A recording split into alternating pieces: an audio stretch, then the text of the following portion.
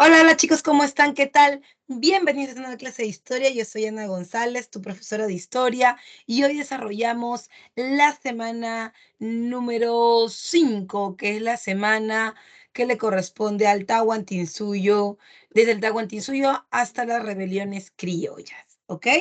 Así que vamos a comenzar. Voy a subir mi PPT.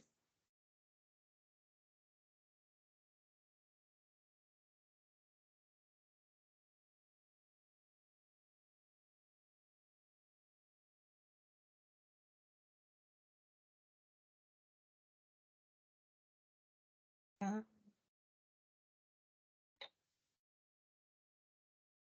ah. Voy a tomar la captura de pantalla.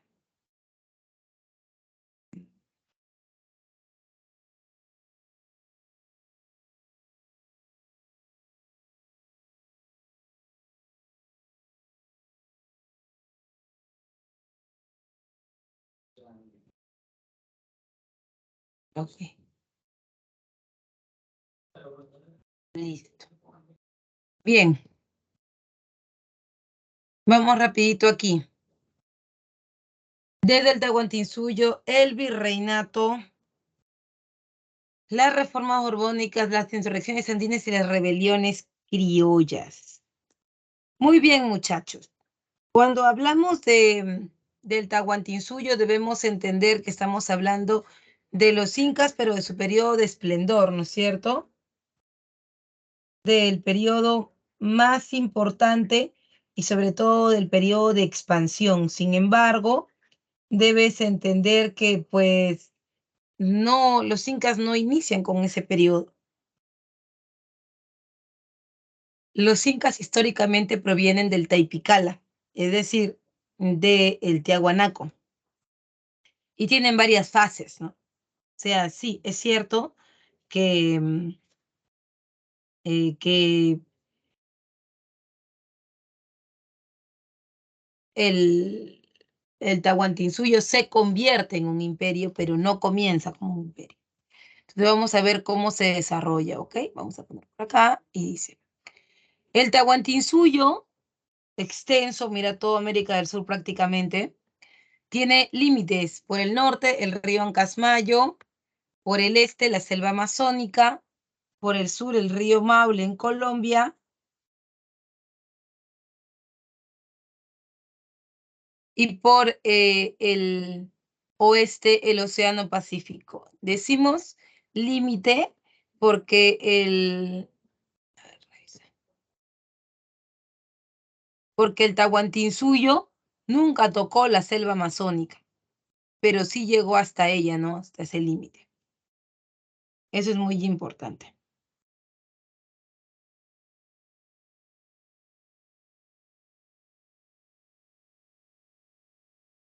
Ahora bien, en cuanto al origen, tenemos dos orígenes, ¿no?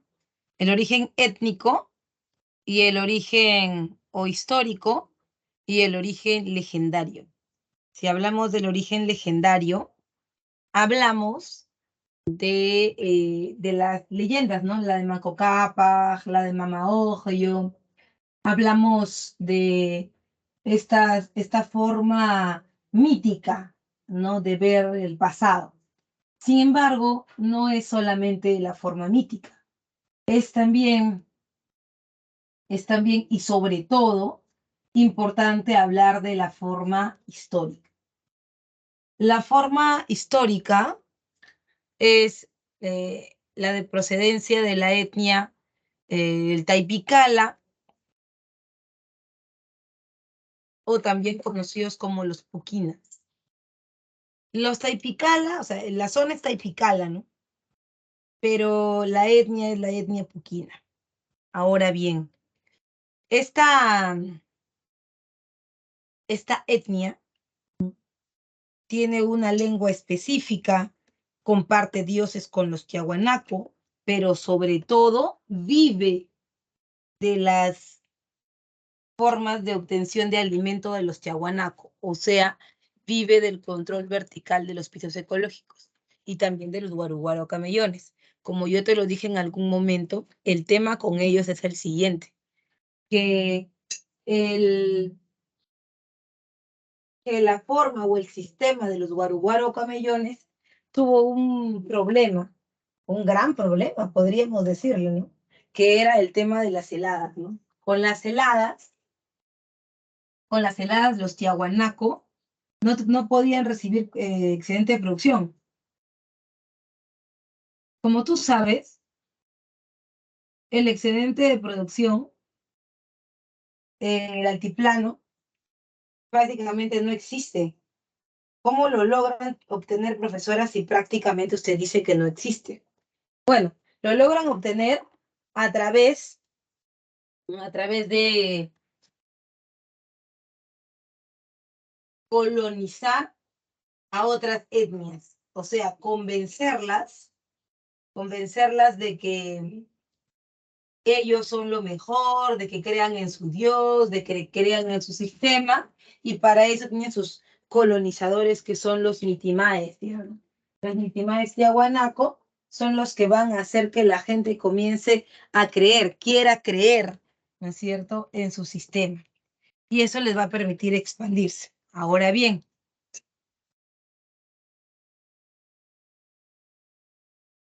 los incas vivían de eso, eran parte de eso. El problema es que con una helada, y la mayor parte de los ríos en el Perú son así, tenemos ríos por deshielo.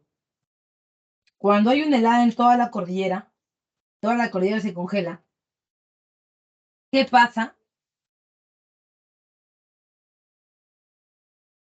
con los ríos?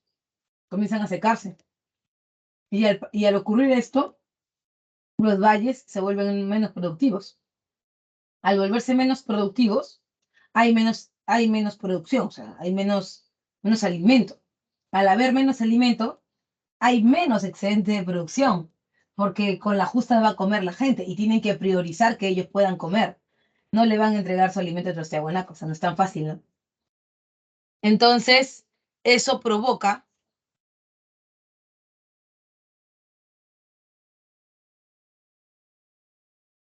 eso provoca que los tiahuanaco se rompan en mil pedazos. Si no hay excedente de producción, es claro, clarísimo, por no decir otra cosa, es claro, clarísimo, que no se pueden mantener juntos. Los incas salen y al salir de la zona, al salir del Tiahuanaco, o sea, lo que ahora es Bolivia, los incas tienen que buscar un valle para encontrar comida.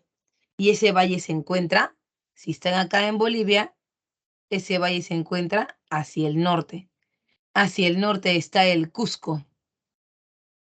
Y el Cusco es el lugar donde ellos van a buscar el alimento. Sin embargo, muchos como ellos también buscan el alimento.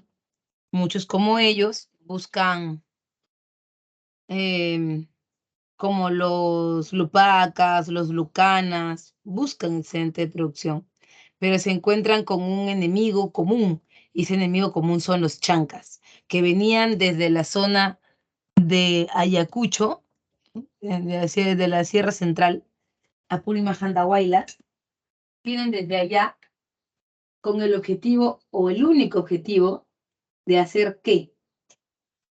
De expandirse por todo el territorio. Y obviamente en la calidad militar de los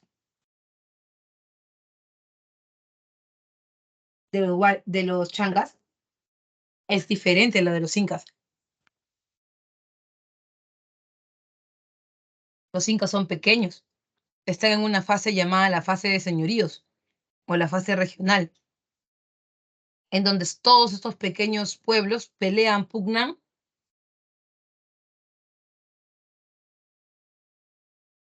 por liderar el periodo. Los incas, al darse cuenta que los chancas prácticamente son los dueños del territorio y que ellos mismos, los incas, no pueden hacerle frente a un ejército tan importante como el de los chancas, ¿qué es lo que deciden? Los incas deciden crear una confederación, deciden generar un, una alianza con las otras etnias que también tienen miedo a los chancas. ¿Para qué? Crear una alianza para combatir a los chancas. Y lo logran, se convierten en los líderes de esta confederación.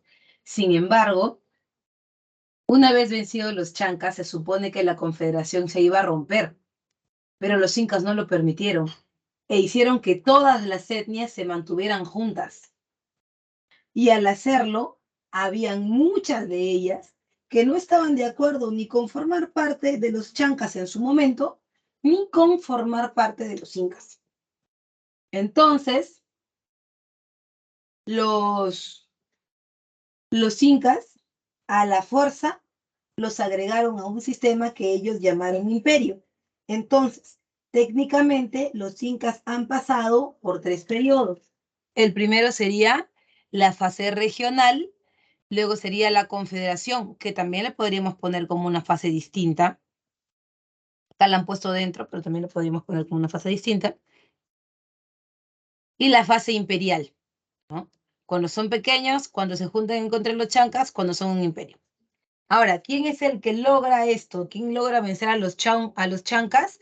Lo hace Pachacútec, el conocido, el gran transformador.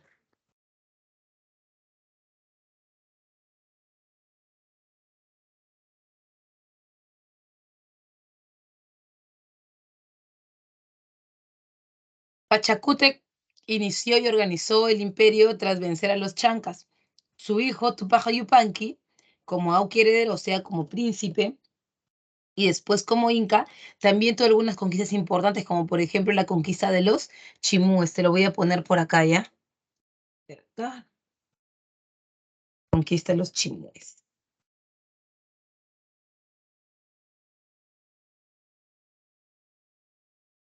Y luego su hijo Huayna Cápac, el gran Zapallán Inca Viejo, llevó a la máxima expansión territorial por el norte. Acá, por el norte.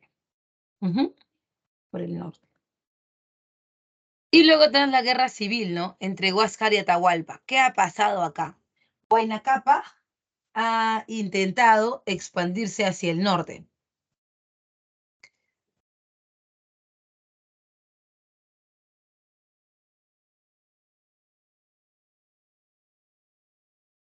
Huayna Cápac ha intentado expandirse hacia el norte, pero esta expansión es más o menos para 1400.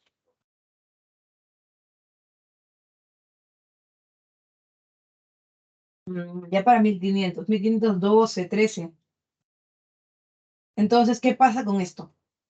Si estamos hablando de que se expanden en 1513, eso es entonces después de qué. ¿Ahí ya han llegado o todavía no han llegado los españoles a América? 1513.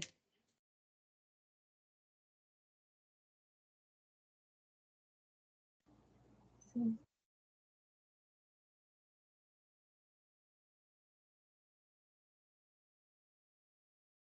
¿Qué dices? ¿Ya han llegado o no han llegado? El volumen está bajo. Sí, ¿Han llegado o no han llegado? sí. Claro, sí han llegado, porque ellos llegan con Colón en 1492. Entonces, ¿cuál es el tema con eso? El tema es que los españoles, los europeos en general, han llegado a América a conquistarnos con una religión nueva, con un sistema de gobierno nuevo, un sistema de político diferente, pero ojo, también han llegado con cosas que para nosotros son nuevas, por supuesto, pero son negativas, mucho más que las otras que hemos mencionado, ¿no? Son negativas, como por ejemplo las enfermedades. Oh, sí, las enfermedades. Enfermedades desconocidas para nosotros, como la viruela, el sarampión, em, la viruela, el sarampión, em, las enfermedades de costado, ¿no? Cosas que nosotros no, no habíamos visto antes. Y el tema con esto es que si no los habíamos visto antes, no habíamos creado anticuerpos, algo así como el COVID, ¿te acuerdas? Cuando comenzó el COVID, cuando comenzó el COVID, nosotros vimos cómo la gente se moría, ¿no? Se moría em, rápidamente. En una primera oleada, la gente, los ancianos, los niños, la gente moría en realidad, ¿no? También pasó en el Imperio de los Incas, también pasó. Entonces, cuando en el Imperio de los Incas em, la enfermedad comenzó a calar, lo hizo desde el primero que tocó la, el terreno de los europeos, bueno, en América del Centro, y era Huayna Cápac. Huayna Cápac tenía su auqui heredero, su hijo, que lo acompañaba a todos lados, el hijo elegido para gobernar, ¿no?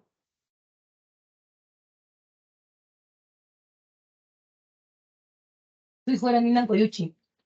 Ninan Coyuchi,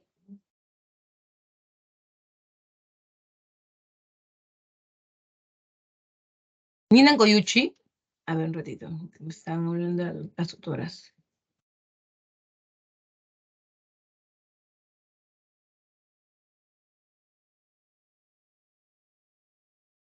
Ninan Coyuchi subes al norte y cuanto más se acerca a los españoles, más está el problema.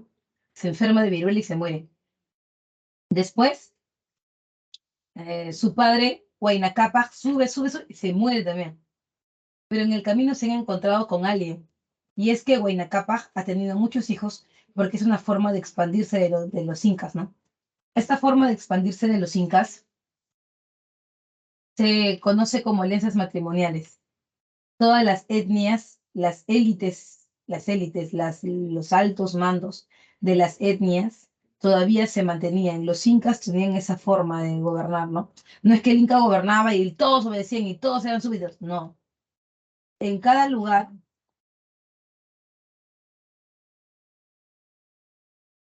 em,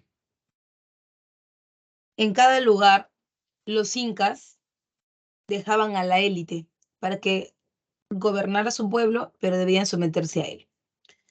En el norte, los guerreros del norte eran quienes em,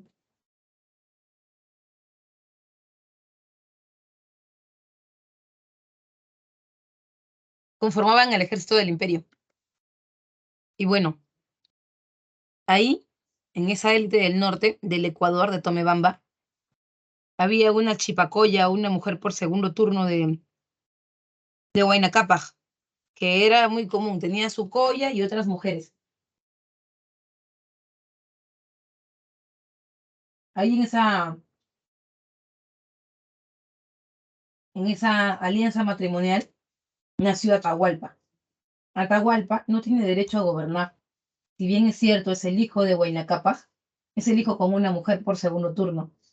Por eso él tiene beneficios, no mita, no tributa, vive bien, todo bacán, pero no puede ser elegido. Los únicos que pueden ser elegidos son los del sur. O sea, pueden ser elegidos solamente los hijos de la Colla y Zapa Inca.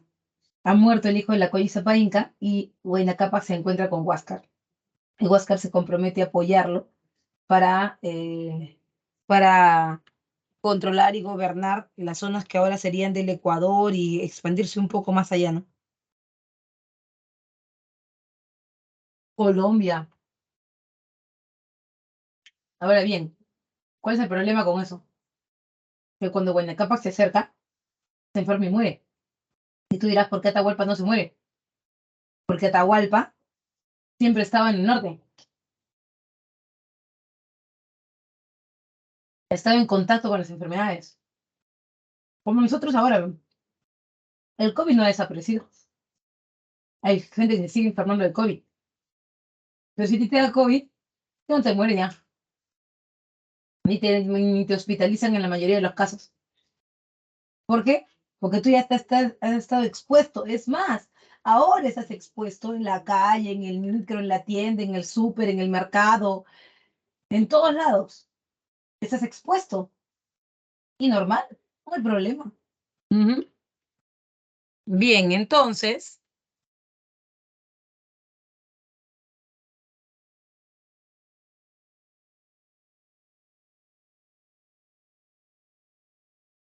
en este caso, Huayna Cápac muere. Y cuando Huayna Cápac muere, ahí viene el chango. Cuando Huayna Cápac muere, el tema es ahora con los hijos, ¿no? El poder se ha quedado en el norte, porque Huayna Cápac ha ido con sus llanas, con sus mitimayes, todo el poder está en el norte. Cuando él muere, la noticia llega al Cusco. La madre de Atahualpa es. La madre de Atahualpa no quiere que el poder se vaya de sus manos. Su familia en el norte tampoco lo quiere. Y le dice, Atahualpa, mami, Atahualpa, ahora que tienes el poder, supongo que no lo dejarás. No, mami, ese poder no es mío. Yo tengo que regresarlo a Huasca, porque él es el hijo de mi papá de Cusco. Oye, Atahualpa, sea ridículo. ¿Le vas a regresar el poder a los hijos de esa mujercita del sur? A la tal Coya. Cuando nosotros siempre hemos vivido relegados, porque tu padre nos ha dado migajas toda la vida. Y nosotros no nos vamos a quedar tranquilos. Es más, ya hablé con tus tíos. Y tú sabes que ellos son guerreros. No estamos dispuestos a perder el poder. El poder se queda aquí. Además, ya muchas etnias también del norte han entrado en contacto con nosotros y nos van a apoyar. No es una guerra entre tú y tu hermano. Es una guerra entre las panacas del norte y las panacas del sur. Y claro, obviamente en el sur estaba la mamá de Huáscar y Ninan Coyuchi. O sea, estaba la Coya. Y la Coya directamente, ¿no? Directamente.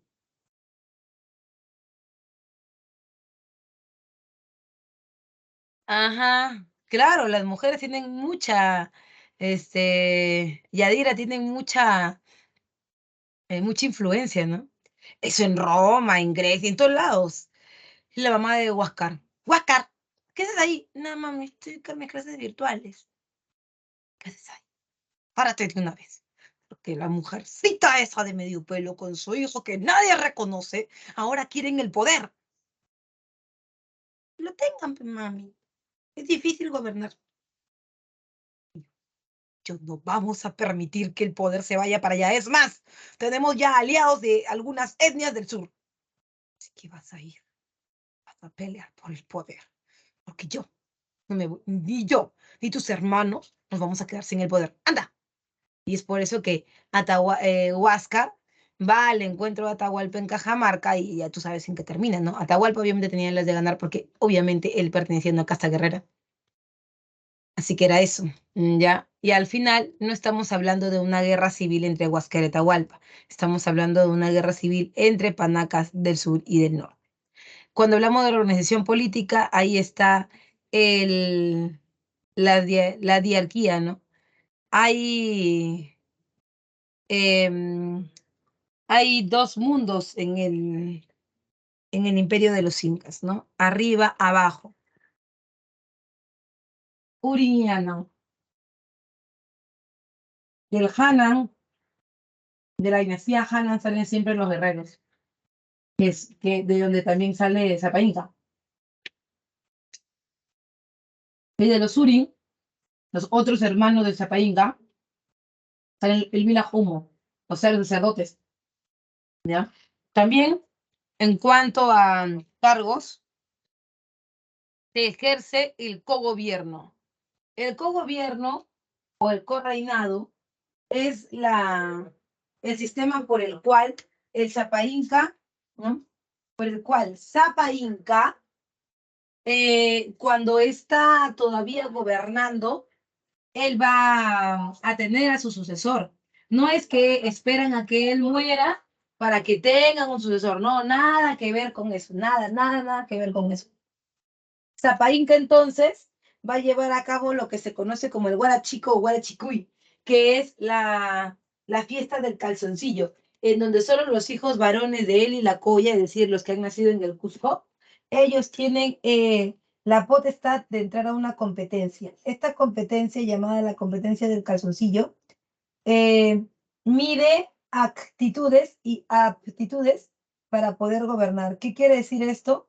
Que es como una competencia no solamente física, ¿no? No solo es física, también es una competencia de corte intelectual. Todo lo que han aprendido en el Yachaywasi será puesto en práctica ahí. Y el que sea el más apto, el que tenga el mejor desenvolvimiento, el que sea más apto para el poder, ese se quedará gobernando. Y será el Auqui heredero. Ahora, mientras está todavía gobernando su padre, el Auqui heredero no puede tomar el trono, pero la idea es que él vaya aprendiendo para que cuando un día el Sapa Inca falte, ¿no? El Auqui heredero ya sepa qué hacer con el poder. No es simplemente, ya lo vamos a elegir cuando se muera y va todo de cero. No, no, no, no, no. Ya están preparándolo al más adecuado para poder gobernar. Por otro lado, también recuerda, está el Tucuy-Ricuy. El Tucuy-Ricuy tampoco es parte de la organización política, ni el Auqui heredero ni el Tucuy-Ricuy. El Auqui heredero no lo es porque él todavía no gobierna, él está aprendiendo. Y el Tucuy-Ricuy tampoco es parte de la organización política porque él está por fuera supervisando todo lo que está pasando. Sí, él es un supervisor real, es el zapazo del imperio, el que todo lo ve y el que todo lo oye. Por otro lado, también recuerda, están los aposuyos, y eso lo voy a hacer con un gráfico, ¿ya? Insertar formas.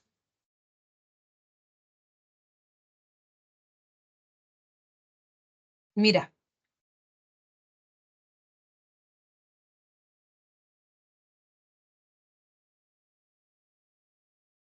Ya, mira acá.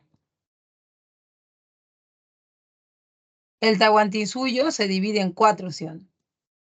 El jefe de Tahuantinsuyo es el Sapa Inca. Él es el jefe del Tahuantinsuyo. Muy bien, perfectito. Muy bien, entonces, como Sapa Inca es el jefe del Tahuantinsuyo, ¿ya? Entonces, ¿qué vamos a hacer aquí? Mira. Esto que tú ves acá sería un suyo, 2, 3, 4. El jefe del Tahuantinsuyo, el Sapa Inca, tiene hermanos que obviamente no fueron elegidos en el Huarachico. Como no fueron elegidos,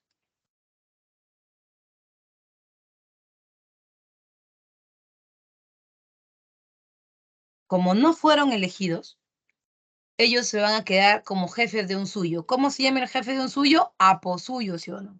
¿Ya? Entonces es el jefe de un suyo. 1, 2, 3, 4. Ahora, un suyo está compuesto por varias provincias o guamaníes. El jefe de una provincia guamaní es un apunchej o tocrecoj, ¿ya? Ahora, pero esa provincia guamaní está compuesta por familias. Estas familias son los famosos ayllus. El jefe de un ayllu es un curaca. En cuanto a la organización social, están las panacas, que son las familias de élite, familia zapainca, papá, mamá, hijos, ¿no? Familia de sangre. También están las panacas de privilegio, o las incas de privilegio, disculpa. ¿Quiénes son los incas de privilegio? Son los que destacaron por sus servicios en Cusco. Por ejemplo, ahí tienes a los militares, ¿no? Los militares que tienen buenas campañas para el imperio, ganan cosas como el famoso Ollantay, ¿no? Ellos son los incas de privilegio. Luego tienes a la nobleza provincial y la nobleza provincial son los curacas subornados al Cusco. ¿Quiénes son? Aquellos que, como yo te decía, tienen alianzas matrimoniales con los incas, sus hijas, ¿no? Entonces, esos curacas o estos señores de estas familias, de estos pueblos, son súbditos de Sapa Inca.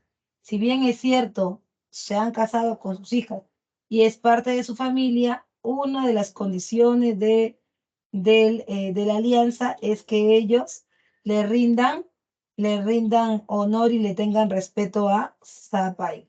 Esa es una de las condiciones. Entonces, está la nobleza de privilegio, la nobleza provincial y, por supuesto, la nobleza de sangre, que son las panacas reales. Los Hatunrunas son la gente del pueblo, que se organiza básicamente en ayllus. Se organiza en ayllus, ¿ya? Que son familias, y ahí se eligen a los chasquis, a las aguias y a los mitmas.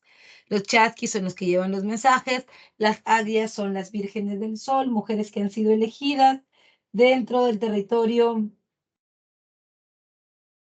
del Tahuantinsuyo para tareas específicas, como por ejemplo, hacer chicha o aja. Aja es chicha en puquina. Hacer chicha o aja, y servir para los rituales religiosos, ¿no? También recuerda, está los mitimaes, mitmacunas, mitacunas, todos ellos son lo mismo. Los mitmas son los colonizadores, estas personas de las que te hablaba que habían aparecido desde Tiahuanaco, ¿no? Que eran los encargados de colonizar, de ir sumando gente al imperio, ¿no? A través de convencerla, como testigos de Jehová, pues, ¿no? Ujú. También recuerda, están los yanaconas, a diferencia de los mitmas, que son colonizadores, que son como vendedores del imperio por todo el mundo, por todo el territorio, también están los yanaconas. Eso es diferente con los yanaconas. ¿Por qué es diferente? Porque los yanaconas son sacados del imperio, mientras que los mitmas pueden regresar, van, colonizan y regresan, es como un trabajo. Los yanaconas no. Los yanaconas, ¿qué hacen? Los yanaconas son los sirvientes del Estado, o sea, salen de sus ayllus y nunca más vuelven a ver a sus familias. También están los pinacunas, que son los sirvientes del Estado. Por otro lado está la economía inca, y en la economía inca tienes las famosas principios, ¿no? Reciprocidad y redistribución. La reciprocidad es siempre entre iguales, entre jatunrunas y jatunrunas, entre curacas y curacas. La reciprocidad es el sistema de regreso de la fuerza de trabajo. Hoy por ti, mañana por mí. Tú me ayudas a construir mi casa, yo cuando tú tengas que construir, yo te ayudo. Tú me ayudas a, no sé, a trabajar la tierra, yo también te ayudo a eso. Pero no es que sea un trabajo que, por el que tú le pagues. O sea, no se puede pagar con excedente de producción. No, el favor tiene que ser de la misma naturaleza. Si tú me ayudaste a construir un corral, yo también te ayudaré a construir un techo, un corral, algo así. ¿Y por qué se ayudan, profe? Porque el imperio los agrupó en familias para siempre. O sea, es el ayu, ¿no? El ayu es una sociedad endogámica donde nadie entra y nadie sale. Cuando tú naces, los incas te dan, ¿no? Los incas te dan tu tierra para que de ahí comas, te da también, te da una casita y te da animalitos. Entonces se aseguran de que tú nunca te vayas a poder de ahí. No, profe, yo me voy, lo vendo y me voy. No puedes, porque en el imperio de los incas no hay propiedad privada, eso no es tuyo, eso es de los incas. Y si quiero me voy, profe, ya te vas. ¿Y a dónde te vas a ir? Si nadie te va a dar tierra. Si la tierra, el único que te puede dar tierra es el Zapa Inca. ¿A dónde? No vas a poder. Se aseguraban de que todos, los que estuvieran ahí en el imperio de los incas, de que todos los Hatunrunas tengan algo bien importante. ¿Sabes eso qué importante que es? Eso importante que van a tener es el famoso, el famoso sistema de familias. Nadie es nada sin su vecino, porque su vecino es su primo, es su tío, es su hermano, por eso no se pelean entre ellos, pues. Entonces, al final, sí puede haber reciprocidad porque nadie se va a negar a hacerlo. Y el que se niega a hacerlo se les verá con el curaca, que también es parte de su familia, ¿no? Se las verá con él y será castigado, sacado del ayo, ¿no? Hay castigos muy severos para quienes desobedezcan las normas de la familia. Entonces, en el imperio de los incas la reciprocidad era muy sencilla, porque la reciprocidad siempre era entre familia, ¿no? Primos y primos, hermanos y hermanos, primos tíos. Y luego está la redistribución. La redistribución siempre es en momentos difíciles, en momentos donde difícilmente un pueblo puede producir. Eso es claro, ¿ya? Profe, ¿cómo así? Mira, si por ejemplo hoy tienes, no sé, un huaico ha caído en tu pueblo, un huaico ha caído. Ha caído el huaico y tú obviamente no tienes excedente de producción, no puedes tributar y Zapainca quiere su tributo ya porque tú no te puedes atrasar. Recuerda que es una obligación de todos los años que tienen que darle a Zapainca su excedente de producción. Pero Zapainca se ha enterado que tú no vas a dar el excedente de producción no porque no quieras, sino porque realmente no puedes, ¿no? Entonces, es por eso, es por eso que Zapainca se adelanta y te dice, yo sé que no es que tú no me quieres dar el excedente de producción, sé que tienes un problema y es que ni siquiera tienes para ti porque el hueco ha arrasado con todo. No te preocupes. Yo, a través del gran dios Sol, me he enterado de esto y te voy a ayudar. Y entonces todos los demás pueblos sí han entregado normal su excedente de producción porque están bien, ¿no? Y de esos pueblos él saca poquitos y arma como una canastita, como un subsidio, ¿no? Y te entrega, toma, por esta vez no vas a tener que dar nada, yo te voy a ayudar, pero ya sabes que para la próxima el imperio que siempre está pendiente de ti tiene que recibir de ti tu excedente de producción. Eso se llama reciprocidad, redistribución. Solo lo puede hacer el Estado. El Estado te entrega a ti recursos que tú no le has dado, pero que él buenamente puede equilibrar, ¿no?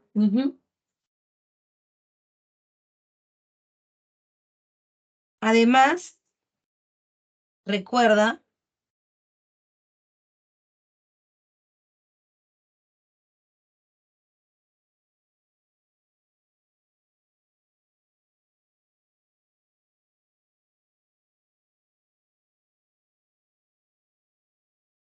están las formas de trabajo colectivo.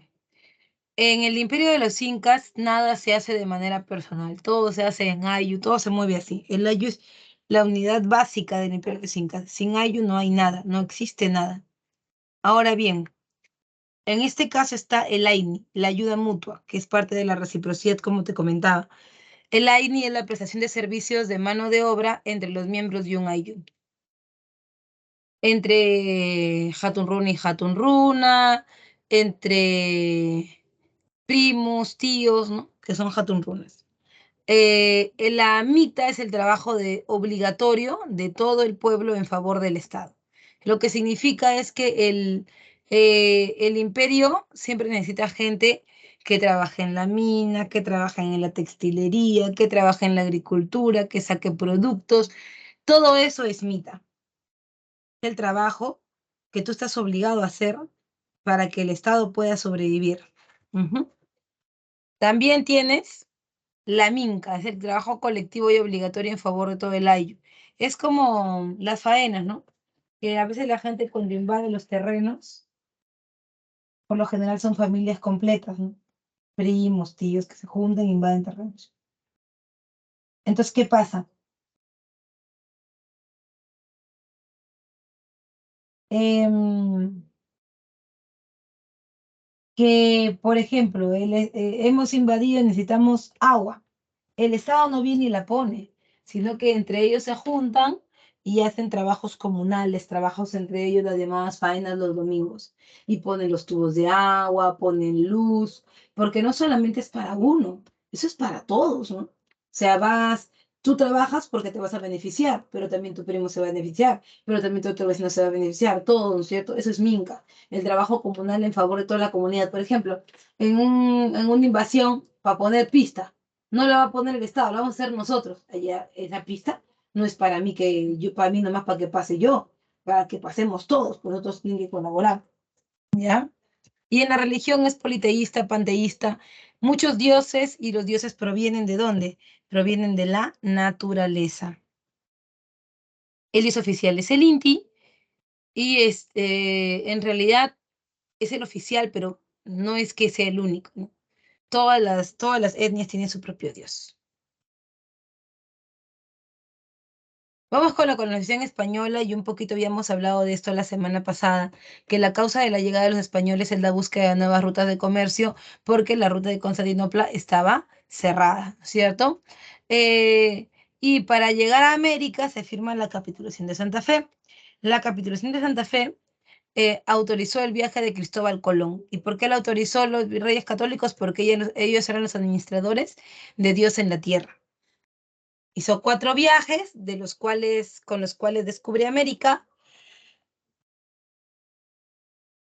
y una vez ya descubierto América, comienzan otros viajes de exploración por el Tahuantinsuyo, porque ya se habían hecho viajes de exploración hacia el Imperio Azteca. Ahora lo harían al Tahuantinsuyo. Entre las causas está la expansión europea, la crisis del Imperio Inca, porque recuerda que Huáscar y Atahualpa estaban peleando, y la sublevación de las etnias sometidas al imperio. Como yo te lo dije, durante la Confederación muchas de las etnias no estaban a gusto, no estaban de acuerdo el imperio, con que el imperio siguiera, o sea, con que lo sometiera, ¿no? O sea, en la Confederación estaban de acuerdo, definitivamente, en que los incas sean sus líderes para vencer a los chancas. Hasta ahí todo bien. Pero lo que no estaban de acuerdo era formar parte de un imperio. No estaban de acuerdo en formar parte del imperio de los incas. Eso no estaba entre sus planes, ¿no?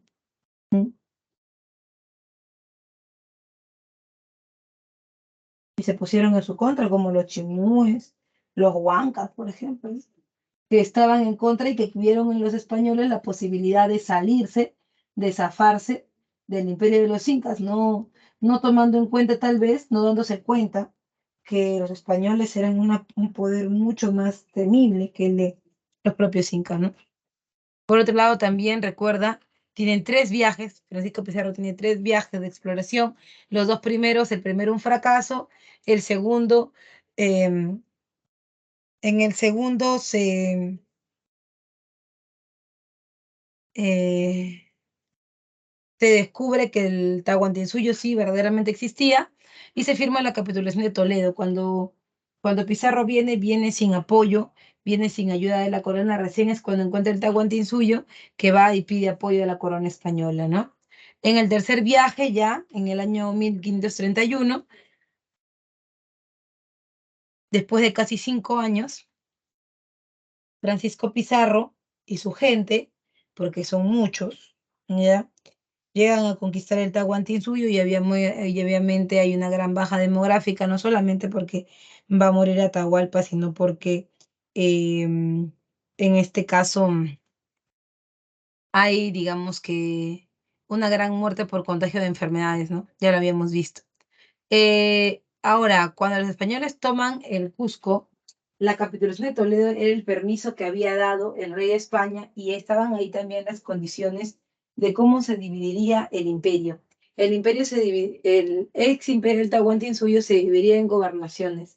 Desde el punto más al norte, que es el Nudo de Pasto, hasta el Ecuador, le correspondía a la gobernación de Nueva Castilla del Oro. Esta gobernación de Nueva Castilla del Oro le correspondía a su vez a Francisco Pizarro. Y y a Almagro le correspondía la gobernación de Nueva Toledo. Sin embargo, Nueva Toledo era una gobernación poco apetitosa, ¿no? Casi nadie en ese momento lo hubiera aceptado, porque en realidad no tenía nada. Ellos habían venido por oro, habían venido por plata, y ahí no había nada de eso. Ahí no había nada de eso, porque era lo que ahora es Chile, ¿no? Entonces el problema de esto es que era un terreno, primero, eh, poco civilizado, entre comillas, ¿no? ¿Por qué poco civilizado, profe? Porque en realidad estos indígenas, ¿no? No eran indios que estaban muy pegados a las costumbres del Tahuantinsuyo, no lo eran.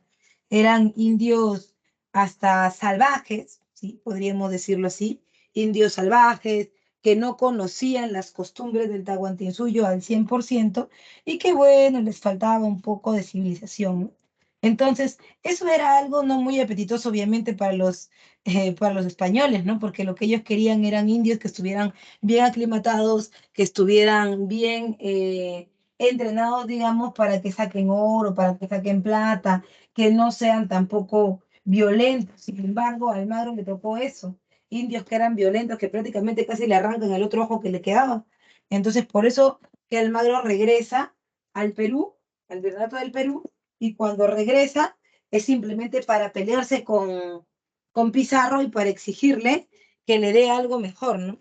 Como no le quiere dar algo mejor, entonces es cuando la gente que era amiga de Almagro, que habían venido con ellos, los famosos encomenderos, esta gente que había venido con ellos, que era como su ejército para conquistar el Tahuantinsuyo, le dijo, no, Almagro, ¿cómo te vas a dejar? Si tú has estado acá en toda la expedición, tú no puedes quedar así, hay que reclamar. Y cuando reclamaron, estos encomenderos que estaban a favor de Almagro mataron a Pizarro. Y el grupo que estaba a favor de Pizarro mató a Almagro. Quiere decir que en esta guerra, en esta primera guerra civil, que es la guerra de los conquistadores, ¿no? Aquí, en esta guerra de los conquistadores, por la posesión del Cusco, porque Almagro quería que aunque sea le dieran el Cusco, eh, como consecuencia se va a tener pues el fin de la hegemonía de los primeros conquistadores. No hay Almagro, no hay Pizarro, se van a una segunda guerra civil. Ya en esta segunda guerra civil, que no hay Almagro, que no hay Pizarro, ¿no? ¿Qué pasa en esta segunda guerra civil? Es para los encomenderos. ¿Quiénes son los encomenderos? Esas personas que te digo, ¿no? Que habían venido con Pizarro y con Almagro, pero que en la capitulación de Toledo se les había entregado algo muy importante como, así como a manera de premio, digamos, premio consuelo, ¿no? Como a manera de premio, la corona española les había entregado a ellos terrenos. Terrenos que eh, en general no se los habían regalado, sino que básicamente se los habían dado como un préstamo para que ellos exploten a los indios, exploten los recursos y eh, una vez que ellos ya estuvieran como, digamos, eh, estuvieran como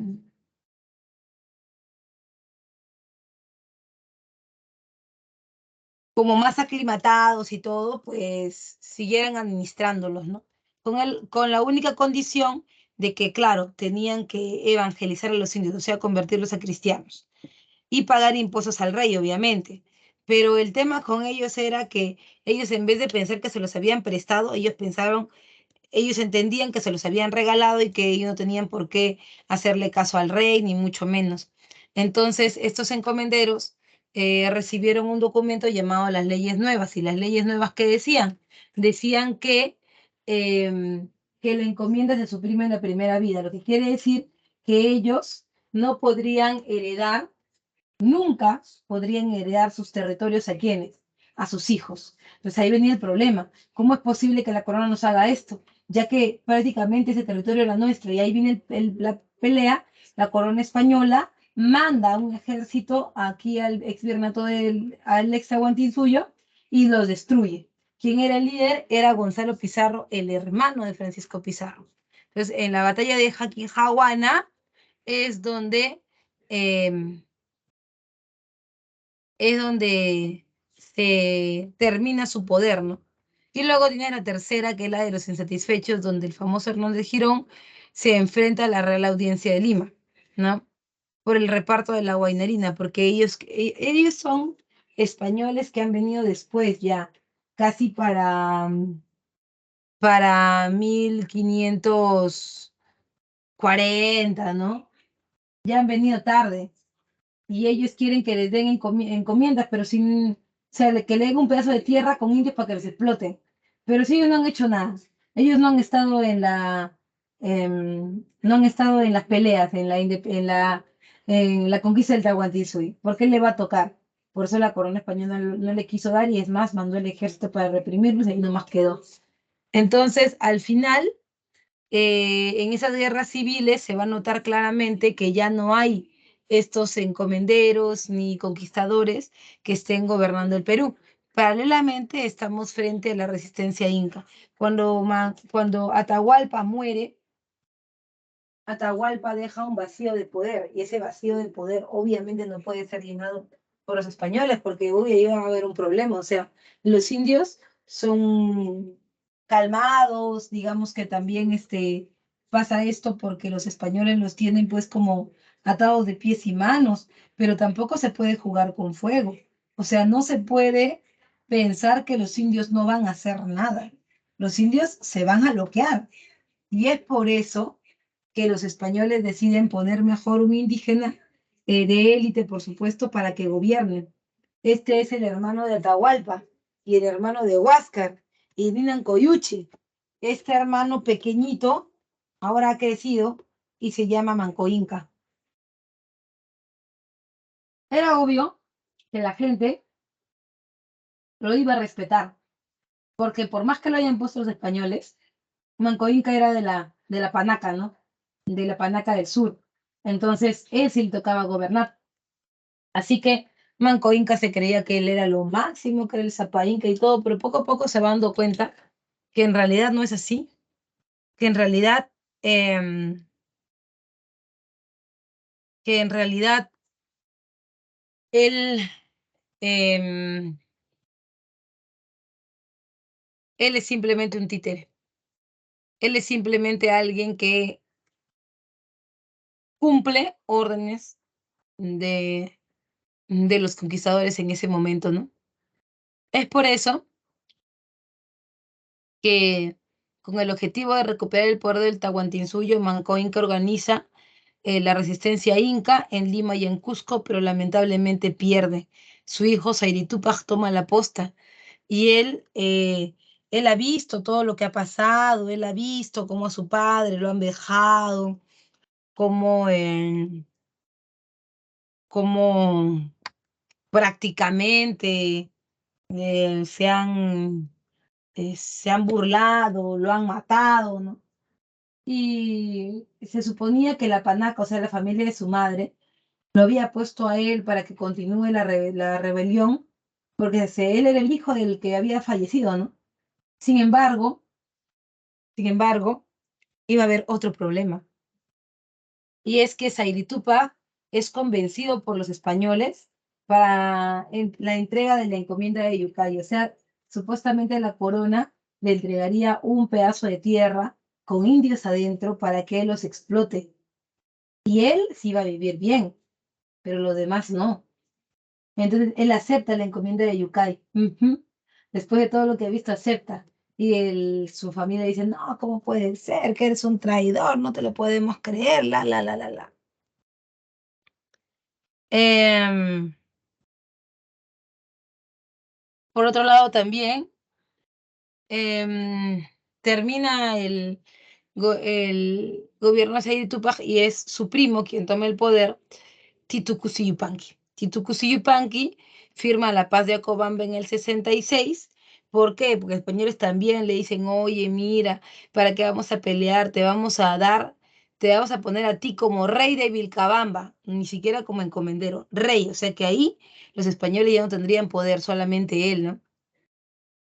Y él acepta, firma la paz de Acobamba, pero su familia no lo acepta. ¿Cómo es posible que te estés vendiendo? Tú que has visto todo lo que pasó a la familia, no puedes hacer esto. Y luego lo sacan también, y el último que va a ir a la resistencia es Tupac Amaru primero.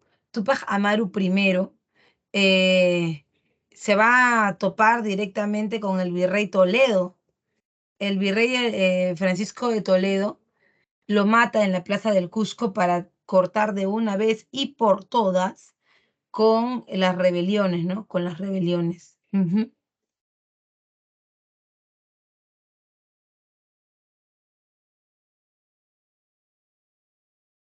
Hasta ahí todo bien, vamos a entrar ya a la siguiente parte que sería el gobierno virreinal. ¿Todo está bien? ¿Hay alguna duda, alguna consulta? Disculpa que esté yendo un poquito rápido, pero es básicamente porque, pues, son muchos temas. Sí, hay una pregunta. A ver, alguien levantó la mano.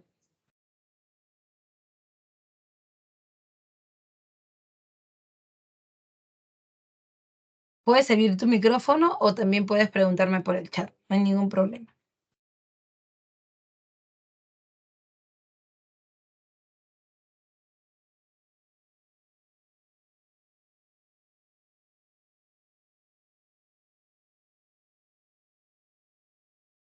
Me dejó con intriga.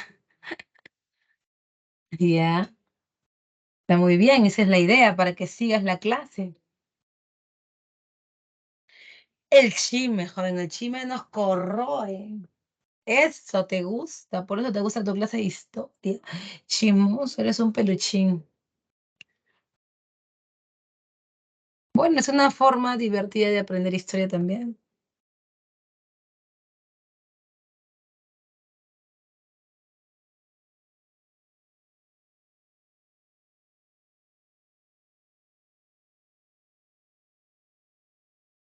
Flavio, ¿tienes alguna pregunta? O tal vez ese que equivocado de icono y no es la manito levantada, sino el dedito arriba. A ver, uno.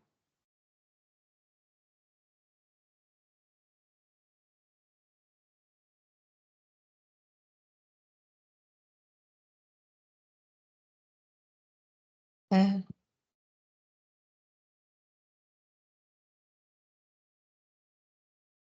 parece que todo bien.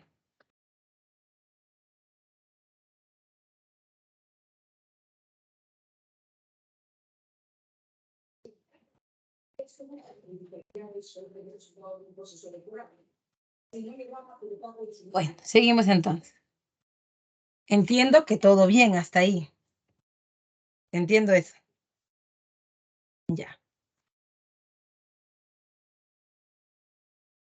Bien, vamos con el gobierno virreinal. El gobierno virreinal también hizo otras joyitas, son otras joyitas.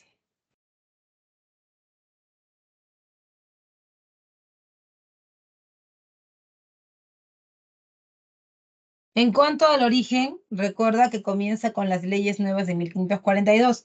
Estas mismas leyes que la corona española había mandado porque ya estaban hartos de los encomenderos. Profe, explícanos bien lo de los encomenderos. Ah, lo que pasa es que los encomenderos eran estos que habían venido con Pizarro. Mucha gente vino con Pizarro buscando suerte, ¿no? A ver si realmente existía el suyo y pues podían sacar provecho de eso. Entonces, em, ahí tenías, por ejemplo, a, tenías, por ejemplo, a los hermanos de Pizarro, a los amigos de Almagro, que hacían lo que le daba la gana. La corona española mandaba a los curas dominicos a cobrar, pues no, que había un impuesto, que era el impuesto del quinto real, que ellos tenían que pagar. Ellos tenían, por ejemplo, 100 indios tenían ahí adentro de la, encom- de la encomienda, tenían 100 indios, y de los 100 solamente decían que tenían 10 porque por cada indio tenían que pagar, pues, ¿no? Solamente tenían 10. Entonces, hoy era obvio que los curas sabían, pues, que no habían 10, o sea, ahí habían más. Pero ellos no quiero pagar, no voy a pagar, pues, ¿qué va a pasar? Dile así al rey que eso nomás tengo. Y cuando los curas iban a España, decían, mire, eso no nos han dado, no va a pensar que nosotros nos estamos robando, ellos no nos quieren dar. Un chongo. Entonces, ahí fue cuando él dijo, ah, no, si no van a pagar, entonces les voy a quitar todo, pero cuando no les puede quitar así de frente, porque es una gracia real, o sea, él ya les había dado su palabra, el rey, de que estos encomenderos iban o sea, estaban siendo recompensados por algo, y hasta que mueran, no se lo podían quitar, pero lo que sí era que no podían heredarlo. Entonces, las tierras al final, más tarde que temprano, cuando se mueren los encomenderos, que han perdido la guerra, entonces ya no van a pasar a manos de sus hijos, sino a manos de la corona española. Con esos territorios, la corona española decide hacer el virreinato del Perú, que en organización política tiene instituciones metropolitanas, o sea, instituciones desde España. Entre ellas está el rey, obviamente, que se divide en dos dinastías, ¿no? La dinastía Habsburgo y la dinastía Borbón. Ah, y la dinastía Habsburgo comienza pues con los reyes católicos, ¿no? Con Isabel de Castilla y Fernando de Aragón. Ellos tienen una hija, su hija es Juana la Loca. Juana la Loca se casa con su primo Felipe el Hermoso. Juana la Loca es dueña de parte de América, de Asia, de África, hasta de Oceanía. Y también su primo Felipe el Hermoso, que estaba churrísimo, era el crush en todos en ese momento, para que te voy a mentir. Em, Felipe el Hermoso era príncipe del Sacro Imperio Romano Germánico. Los dos tuvieron un hijo que tú conoces como Carlos I de España o V de Alemania, que es el nieto entonces de los reyes católicos. Entonces, pero esta Juana era loca, así era tóxica, la Juana era tóxica. Ella lo celaba al Felipe, hasta con una piedra, señores, si la piedra hablaba, ya que estaba con él, se estaban mandando WhatsApp entre ellos. Sí, así era. Pero Felipe murió joven, ¿no? En un enfrentamiento murió joven, y Juana quedó con su hijo Carlos y otros hijos que tenía, pero Carlos asumió el poder porque su madre, o sea, y es de un chongazo de familia, porque el Fernando se separó de la Isabel y se casó con otra. Esta otra tenía hijos y no quería obviamente que los hijos de él e Isabel pues tomaran el poder, ¿no? O sea, no quería eso. Y por eso Fernando decidió como hacerla pasar por loca a Juana, que le tocaba gobernar. Y como Juana estaba sola y no tenía esposo porque había muerto, por muchos años lo tuvieron así y Fernando tuvo el poder por muchos años, hasta que Carlos creció y bueno, a ella le tocó el poder. Él decía, en mi dominio nunca se oculta el sol, porque cuando en Asia era de día, en América era de noche. Y cuando en América era de noche, en Asia era de día. En sus dominios nunca se ocultaba el sol. Luego está el Real y Supremo Consejo de Indias, que es el top, top, top, top, el más del sistema judicial en todo el imperio. Viene de España y ellos se encargan de la elección de los funcionarios de las colonias y elaboran también las leyes de Indias, o sea, las leyes que rigen para nosotros. Además, son el Tribunal de Justicia de última instancia. Ponte que acá tú te mechas, no sé, pues, te mechas con tu vecina, ¿ya? Y le enjuicias y te quejas a la Real Audiencia. Primero a tu corregimiento, que es como tu barrio, ¿no? Te quejas con el corregidor, pero el corregidor no soluciona el problema. Entonces después la llevas a Real Audiencia, que es algo así como el Poder Judicial, ¿no? El máximo orden de acá de justicia en América, o sea, acá en tu ciudad, ¿no? Que es Lima. Si ya no se soluciona así, entonces tú lo llevas al Real y Supremo Consejo de Indias, hasta España, hasta las últimas consecuencias, chica. La cosa es que a ella le den su merecido, ya, pero también esa es la última opción, o sea, ya más de eso ya no hay. Más de eso solamente queda mecharte, nada más.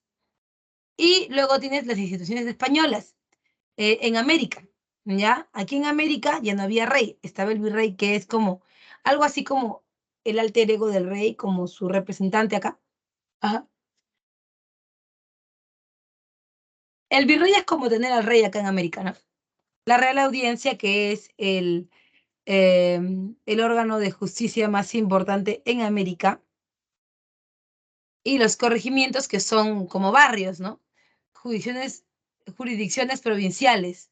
Organizaban la mita, recaudaban el tributo indígena y realizaban los repartos de mercancías, que era la venta obligatoria a los indios. Por ejemplo, los indios salían con su platita porque les pagaban la mitad y los corregidores se aprovechaban de ellos y les vendían cosas que ni les servían. Los indios no usaban zapatos, pero vendían hebillas para zapatos, medias de seda, Biblias en latín, cosas que no les servían, pero los obligaban a comprar. Y cuando no podían comprar, cuando no tenían plata, los obligaban a trabajar para ellos.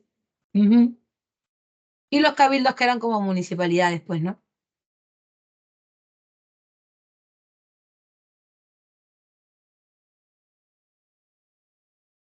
¿Hasta ahí bien? ¿Todo bien? ¿Alguna duda, alguna consulta, alguna pregunta? ¿Todo bien?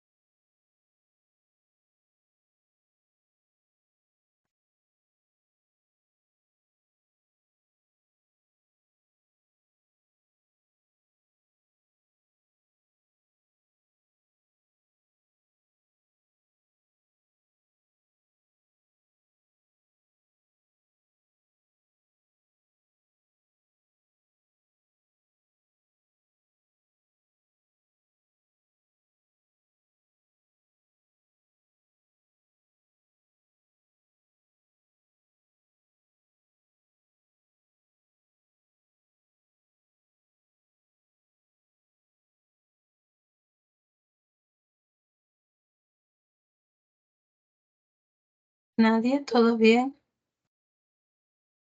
Todo bien. La mecha, la mecha. La mecha, la mecha. Ya. Qué bacán este emoticón. Está chévere.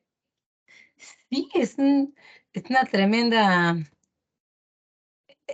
El virreinato era de esas formas donde de esos momentos históricos donde las papas quemaban, o sea, em, donde todo se convertía en un problema, ¿no? Y la manera de resolverlos era muy chistosa, muy graciosa. Sí.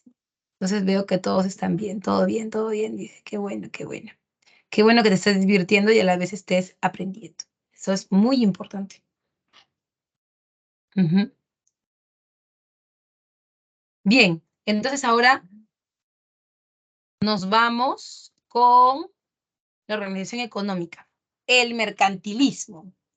En el caso del mercantilismo, recuerda que es el sistema económico utilizado por la corona en donde el rey interviene.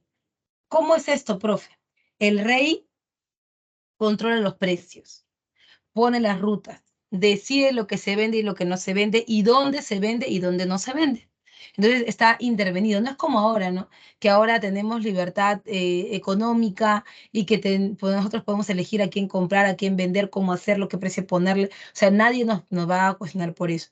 Y luego están las instituciones comerciales, que es uno, la Casa de Contratación de Sevilla. Acuérdate, si dice Sevilla, debe ser en España, ¿sí o no?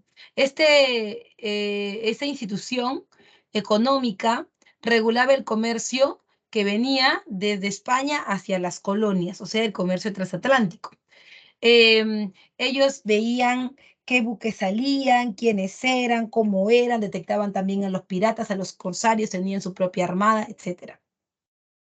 Y por supuesto también está el Tribunal del Consulado. El Tribunal del Consulado es lo mismo que la Casa de Contratación de Sevilla, pero acá en América. Acá en América, cuando llegaban los barcos, en el puerto del Callao existía una institución donde solamente estaban los criollos, porque los indios y los negros no contaban, aunque sí vivían acá, que ellos eran los únicos que podían comerciar. O sea, a ellos les traían los productos, ellos veían a cuánto lo ponían, a veces vendían a 5, 6, hasta 7 veces más del precio que venía de España. Y bueno, eso generaba al principio un problema, ¿no? Porque al principio ellos se llenaban de plata y los demás tenían que estar mirando, ¿no? Y lo que pasaba también ahí era que a nadie le gustaba eso, pues, ¿no? Y poco a poco eso va a ir cambiando, pero vamos a verlo de a pocos. También están los impuestos, que son dos los importantes: almojarifazgo y alcabala. El almojarifazgo es el impuesto aduanero. O sea, cuando los barcos vienen de España, no es que viene, va, desembarca, ya toma, toma tu producto, no, sino que llegan de España a almacenes acá en el puerto del Callao, así como hacen ahora, ¿no? Entonces llega a los almacenes, se revisa a ver qué ha traído. Hay cosas que están prohibidas, ¿no? Está prohibido de traer, por ejemplo, acá en América, no se puede traer, por ejemplo, pelucas, no se puede traer espejos, hay varias cosas, ¿no? Con una lista ahí. Entonces, acá eso se revisa, ¿no? Pero por guardar por guardar ahí la mercadería, digamos, por guardar la mercadería, pues te cobran, es impuesto aduanero. Y el alcabala es un impuesto a la venta interna, algo así como un IGB, ¿no? Que se cobra a todas las compras y ventas acá en el imperio, acá en la colonia, ¿no? Y luego está la minería, que es la actividad más importante, obviamente, la más importante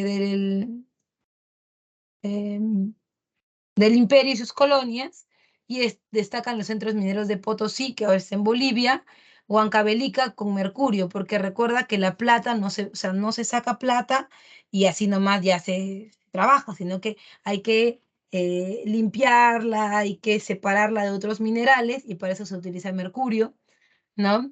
O azogue, también le llaman así, y en la minería se paga el impuesto del quinto real, la quinta parte o el 20% de todo lo explotado, o sea, de todos los metales y la mano de obra. Tienes que pagar el 20% a la corona española porque la corona española es dueña de todo eso.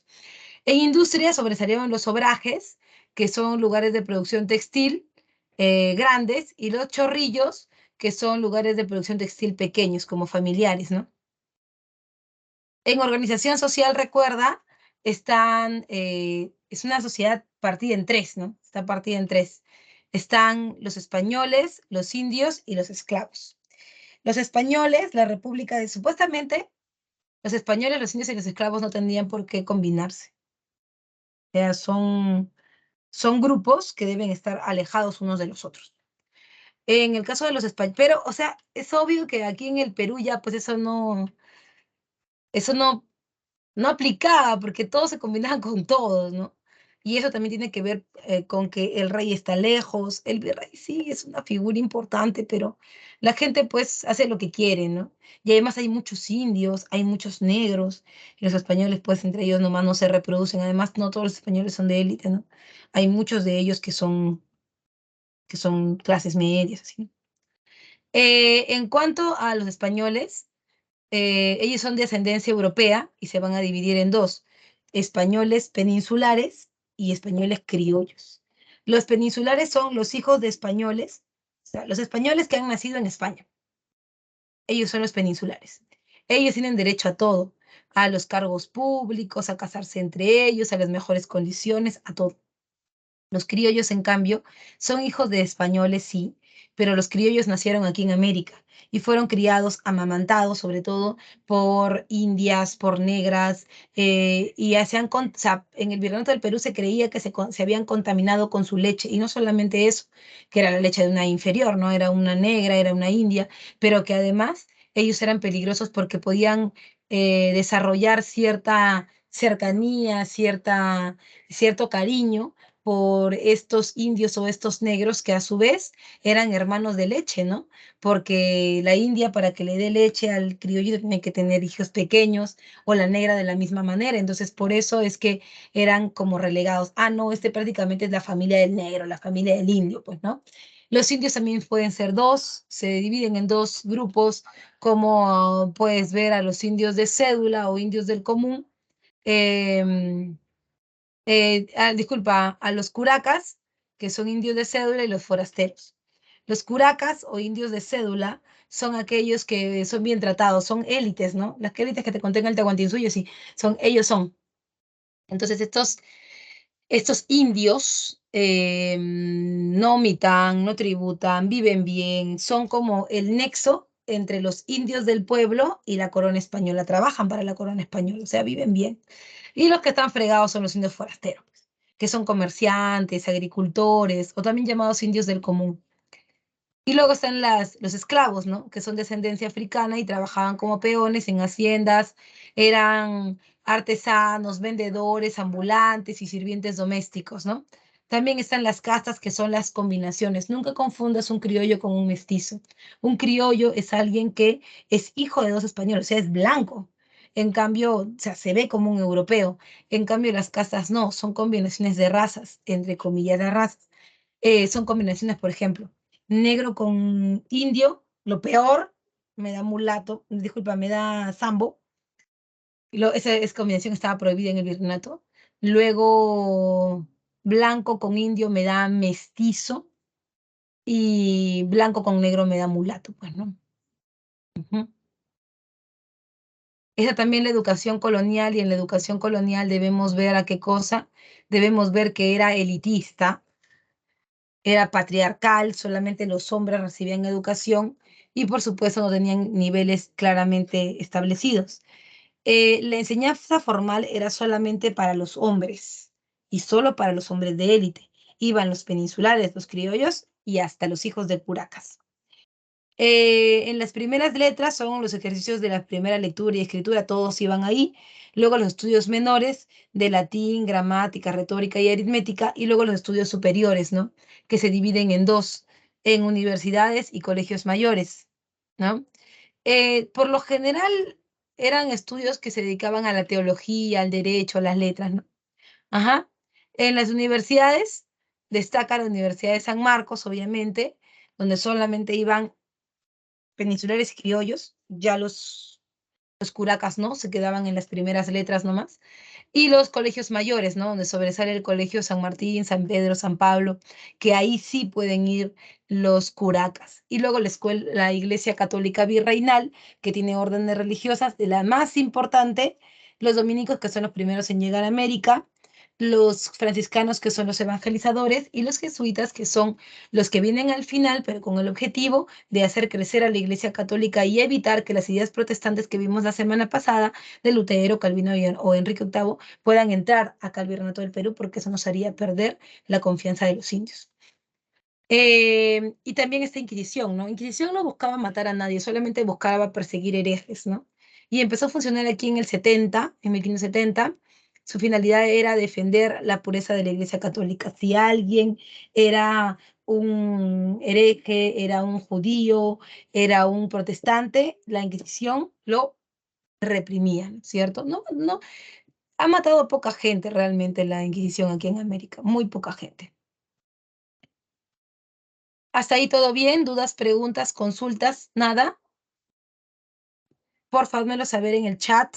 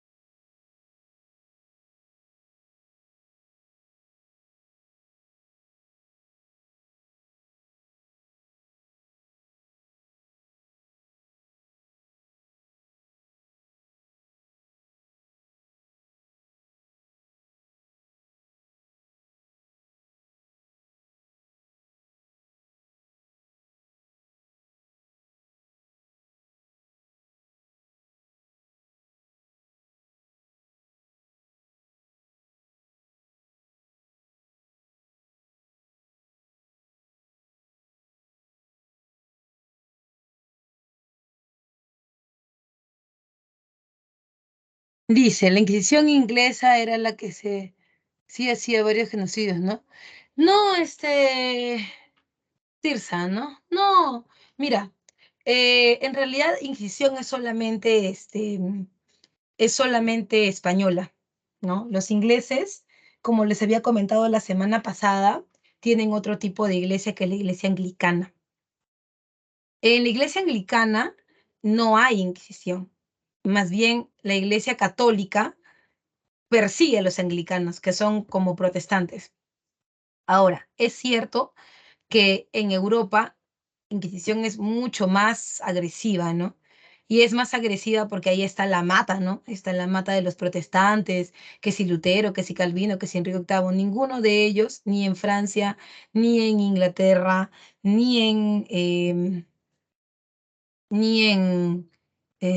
Alemania hay Inquisición. O sea, la Inquisición viene de España hacia ellos, ¿no? Pero sí, en Europa la Inquisición, acá no mata a mucha gente, porque acá creo que mata 2 o 3 personas en la hoguera, pero pues, en Europa es una cacería de brujas, ¿no? Realmente destructiva, ¿no? Realmente destructiva.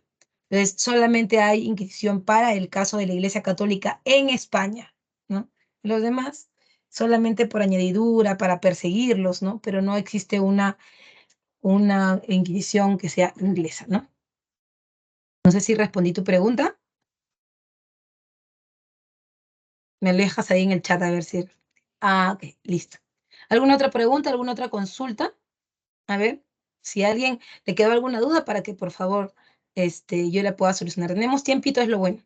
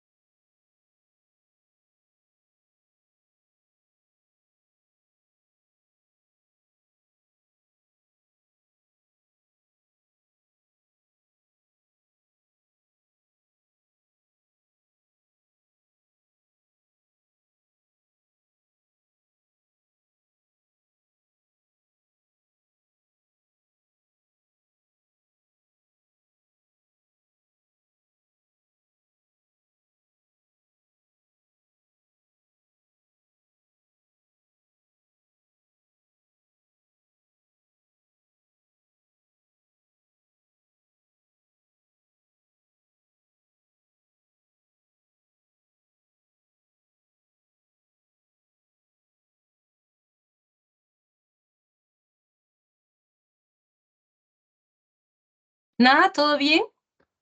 Ya, entonces voy a seguir con las reformas borbónicas. Me he dejado anonadada, que todo lo has entendido ya, perfecto. Entonces, estoy bien, estoy bien. Ahí vamos.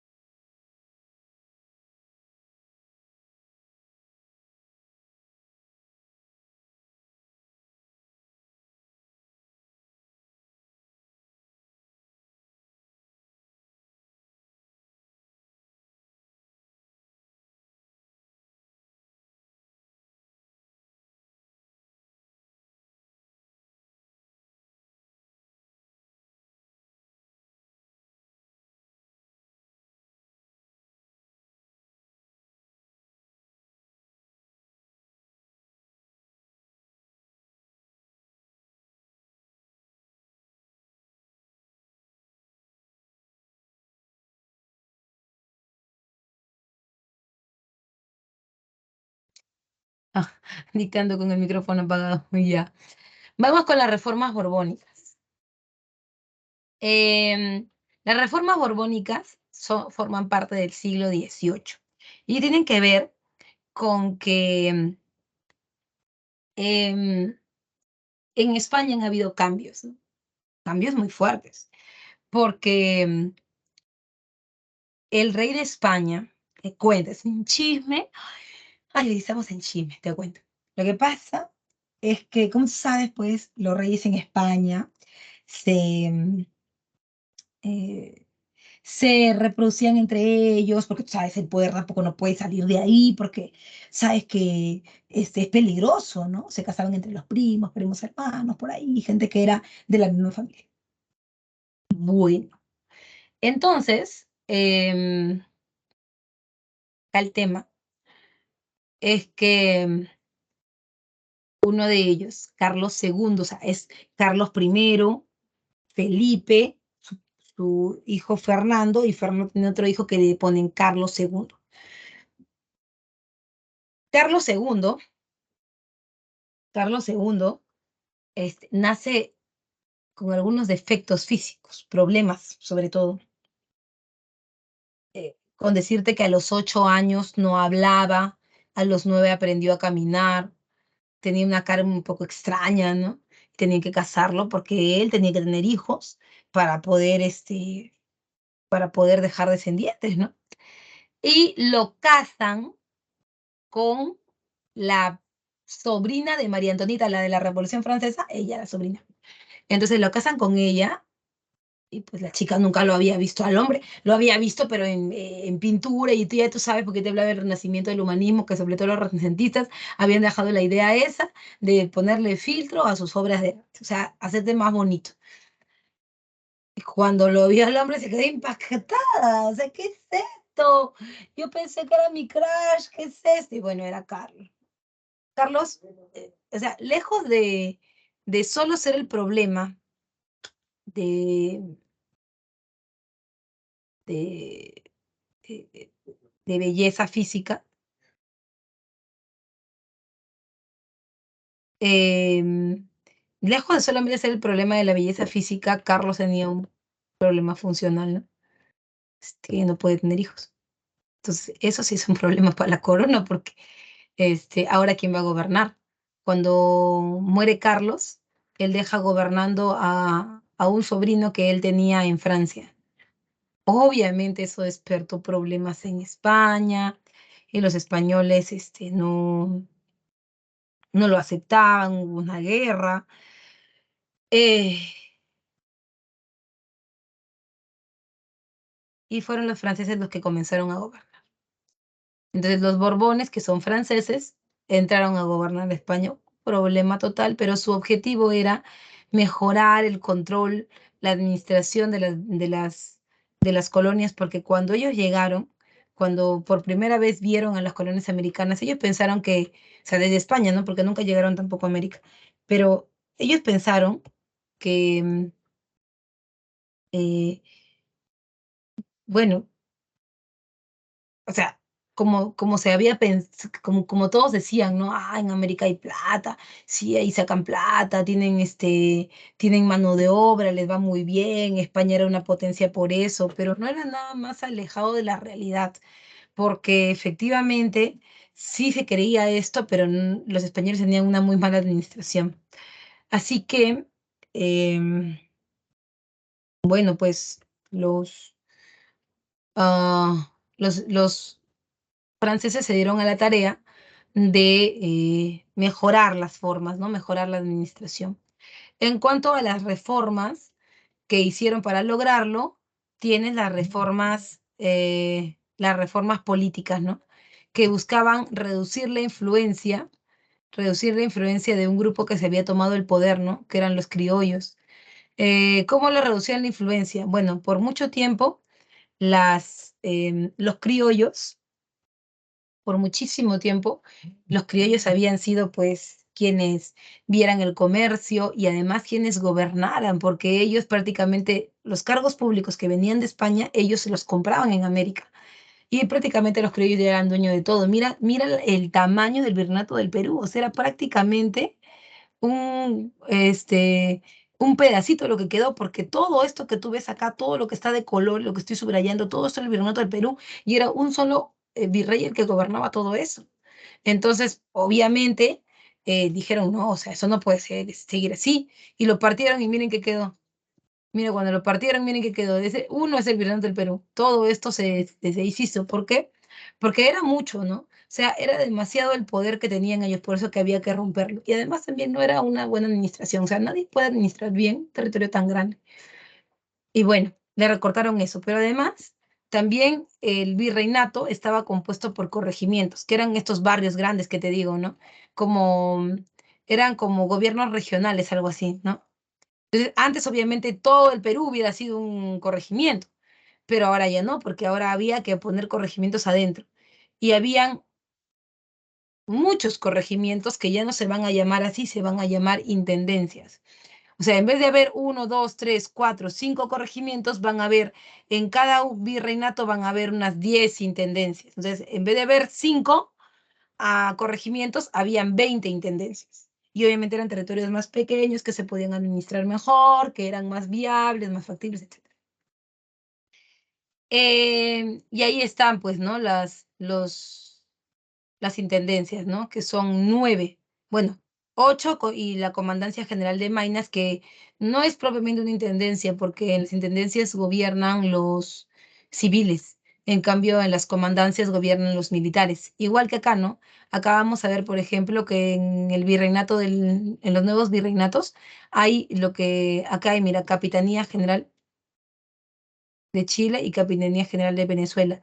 Profesora, ¿por qué Chile y Venezuela no son virreinatos? Porque son zonas como rojas, ¿no? Por acá viene el comercio y muchas veces hay comercio también que se desvía a Venezuela o comercio que se desvía a Chile.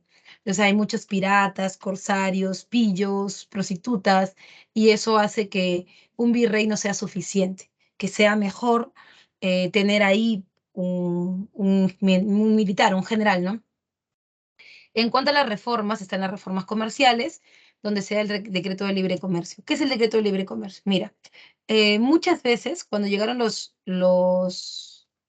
em, cuando llegaron los franceses a América, sea, los Borbones, ellos se dieron cuenta que eso del comercio de monopolio, que solamente puede comerciar España con sus colonias, eso era mentira. O sea, solamente que estabas creyendo que solamente desembarcan todo en el puerto del Callao y que todos pagan sus impuestos, o sea, que nadie se queda por otro lado para evadir los impuestos. Claro que sí. Y eso había un montón. Y obviamente que no se podía controlar antes porque como eran territorios tan grandes, entonces era bien difícil, pues, ¿no? Habían piratas, corsarios y muchos, pero muchos, muchos, muchos puertos clandestinos. A esos puertos clandestinos se le llamaban caletas, por eso cuando entonces algo que tiene que ser escondido, shh, caleta, caleta, nada más caleta, caleta. Entonces, estos puertos escondidos que pueden estar en diferentes lugares, no pagaban impuestos. Entonces, eso al final a la corona francesa no le conviene, pues. Y no le conviene porque al final es perder el dinero solamente por tener la vaina esa, por decir que tú eres un monopolio y que tú lo gobiernas a todos y que tú los cancelas a todos. O sea, no tiene sentido. Por eso los Borbones cuando llegaron dijeron, ah, ya, tú eres una caleta. No, perdóname, rey. No te estoy diciendo nada. Te estoy diciendo que como eres una caleta, ahora te vas a volver legal. Vas a seguir siendo un puerto, pero ahora me vas a tener que pagar a mí el impuesto. Es obviamente, está legalizando esas caletas y ellos van a poder comerciar ahí. ¿A quién perjudica? Perjudica al puerto del Callao, porque ahora van a tener más competencias, ¿sí o no? Es el decreto de libre comercio y tenía el objetivo también de reducir el poder de los criollos, porque era demasiado. En fiscales, las aduanas internas, como hay más intendencias, hay más espacios pequeños, entonces hay, entonces hay más pagos, ¿no? Más pagos de alcabala. Y en religiosa la expulsión de los jesuitas. ¿Por qué los expulsan? Porque los jesuitas realmente, chicos, o sea, se pasaban ya. Los jesuitas, em, habían venido a América con el objetivo de llevar a cabo un buen desarrollo de la educación, pero también con el objetivo de mejorar las condiciones de la religión católica. Los jesuitas tenían algo que los reyes españoles, europeos, podían controlar en América, en Europa. ¿Qué podían controlar? Que los jesuitas cuando se crearon fieles al rey, fieles al Papa. Y todos saben que en esa época la fidelidad era al rey, no al Papa. Pero ellos no, nosotros somos fieles al Papa y que el Papa no sé cuánto y que le debemos un voto de obediencia. Eso en Europa era como, bueno, ya los podemos controlar, ¿no? Pero en América se desbandaron, no le hacían caso al virrey, le llegaba todo el mundo, ellos solamente lo que decía el Papa, y eso era un problema. Tanto era el problema que lo que ellos decían, que el Papa sobre el rey, ya estaba calando en los chibolitos ya. ¿No ves que ellos les enseñaban, los educaban? Entonces ya era un problema. Por eso los Borbones los expulsan tanto de el Perú como de México, ¿no? ¿Se entendió esa partecita? ¿Todo bien ahí? ¿Se entendió? ¿Se entendió? Por favor, déjamelo saber en el chat.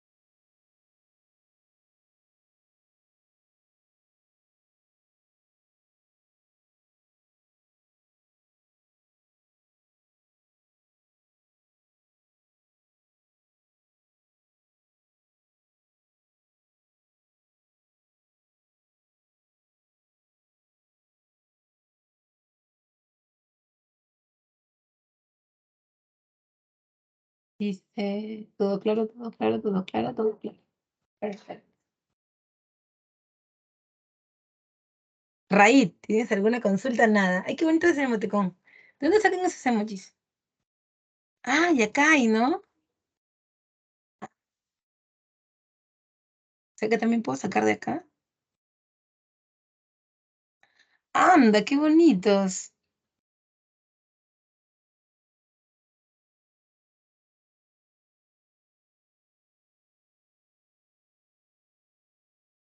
Ah, yo también puedo. Ya, perfecto. Ah, oye, qué bacán, qué interactivo.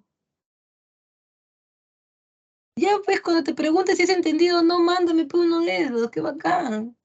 Hacemos chévere acá en clase. ¿Ves? Bacán.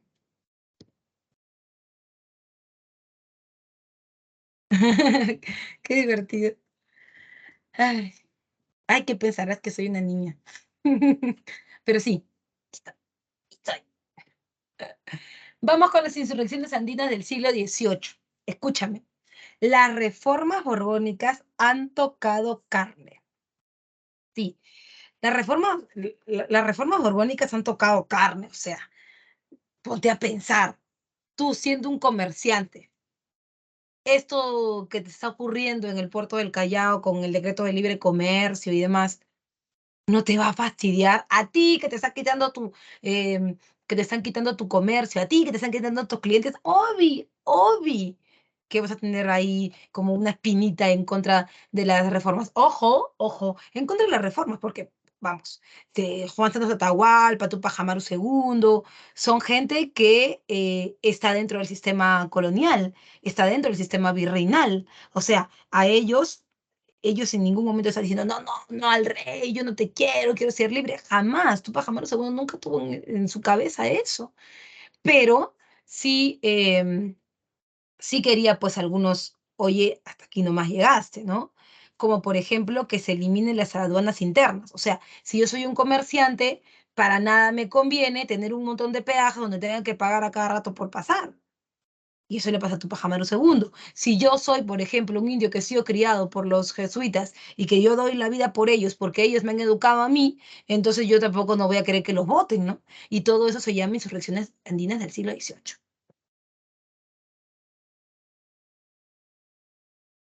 En cuanto a Juan Santos Atahualpa, Juan Santos, como te comentaba, había sido criado por los jesuitas que le habían enseñado latín, griego, ¿no? Les habían enseñado 5 lenguas muertas, 24 dialectos selvícolas. Obviamente que los dialectos selvícolas eran para que Juan Santos Atahualpa pudiera conectarse, pudiera contactarse con las tribus amazónicas y así tener un nexo directo, ¿no? Con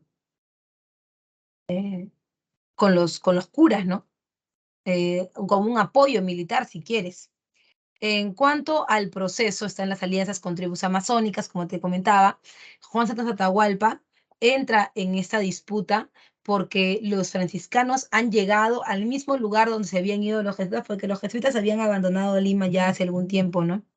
Habían abandonado Lima con el objetivo de hacer crecer sus haciendas. Y obviamente en esa zona habían muchos indios y muchos negros que prácticamente estaban regalados y que los jesuitas con su buen trato, ¿no? Habían conquistado. Entonces no tenían que comprar negros ni buscar indios porque ellos venían solos y venían porque sabían que en ese lugar pues los iban a tratar bien.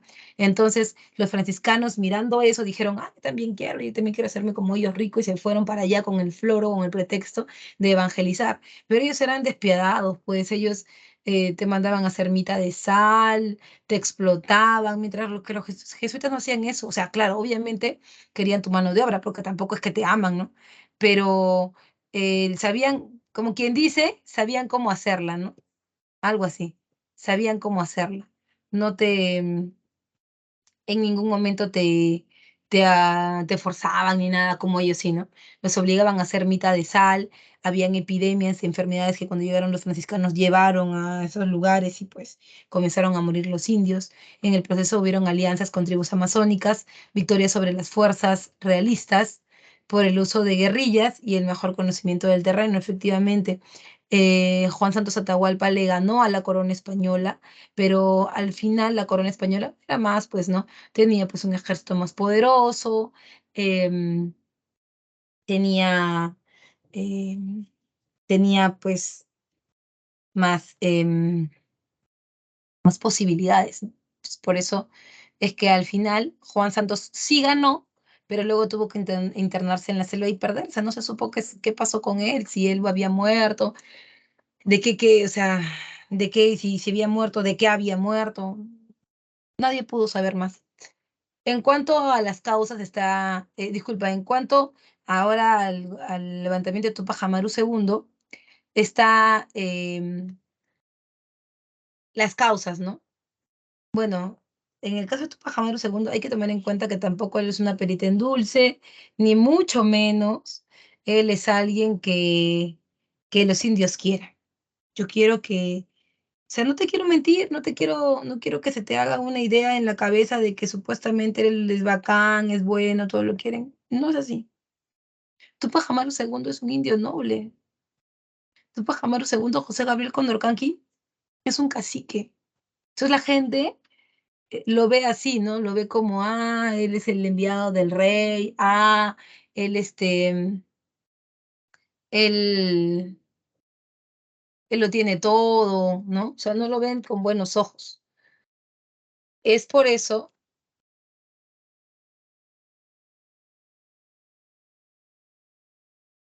es por eso em, que él tiene que utilizar otras formas para que la gente lo pueda querer, digamos, ¿no? Y es que durante las rebeliones de Vilcabamba, si recordarás cuando vimos las rebeliones andinas de Manco Inca y eso, al final hubo alguien que rompió esquemas, pero que al final no pudo hacer mucho porque, bueno, le cayó encima el poder del virrey, ¿no? Y era Tupac Amaru I. Tupac Amaru I eh, muere decapitado en la Plaza del Cusco. La gente creía en él, creía que él podía liberarlos del yugo de los españoles. Eso se llama un movimiento mesiánico. O sea que ellos creían que era su salvador, que era el Mesías, que venía a salvarlos. Sin embargo, se dieron cuenta que la corona española era mucho más poderosa que ellos. Y al final, pues, Tupac Amaru I, que le cortaron la cabeza, su cuerpo lo escondieron. Y el virrey Toledo lo puso así en una lanza y en la plaza del Cusco para que todo el mundo viera lo que le pasa a aquellas personas que están en contra de él, ¿no? Y la gente, en vez de ah, aterrorizarse por lo que estaba pasando, comenzó a bailarle, a adorarlo, hasta que la cabeza también la escondieron. Y eso creó un mito llamado el mito del Incarri, en donde la gente creía que en algún momento la cabeza y el cuerpo del Inca se juntarían y que eso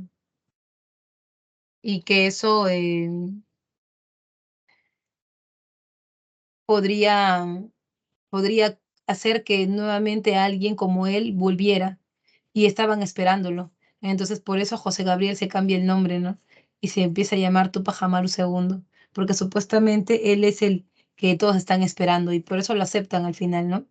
En el proceso, recuerda que está la ejecución del corregidor Antonio Arriaga. Arriaga era un desgraciado, siempre explotaba a los indios y trabajaba, o sea, este era Arriaga, este era Tupac Amaru y este eran los indios, ¿no? O sea, la idea era que Tupac Amaru sirviera de vínculo entre ambos, pero Arriaga siempre exigía más impuestos, exigía, hasta violaba indias, todo, y es por eso que Tupac Amaru II lo mata, ¿no? En la ejecución de su levantamiento. En el 81 derrotan a Tupac Amaru en el Cusco y lo ejecutan en el Cusco, ¿no? Lo cortan en pedacitos, igual que a Micaela y a sus hijos. Y en consecuencia se suprime el reparto de mercancías, ya no más abuso contra los indios, ya no les van a vender más cosas em, que no necesiten ni quieran. Y se establecen las intendencias por completo. ¿Te acuerdas que las habíamos visto? Por completo se establecen y se crea la audiencia del Cusco, que es algo así como un poder judicial en el Cusco, que había solamente en Lima. Pero no vayas a pensar que la independencia se hizo porque Tupac Amaru se levantó o no. Habían otros factores externos, como por ejemplo la crisis del Imperio Español. Y es que para esa época, para 1808, Napoleón Bonaparte se había metido a España y al entrar a España, pues había hecho de las suyas, puso a gobernar a su hermano Pepe Botella entre 1808 y 1814. Esto provocó que los españoles también pues dijeran, oye, ¿qué pasa? ¿Por qué estos van a venir acá y se van a meter y van a poner a su rey? ¿Qué les pasa? Nosotros también queremos, ¿no? Queremos defender nuestro poder. Y es por eso que Fernando VII, que era el hijo del último virrey,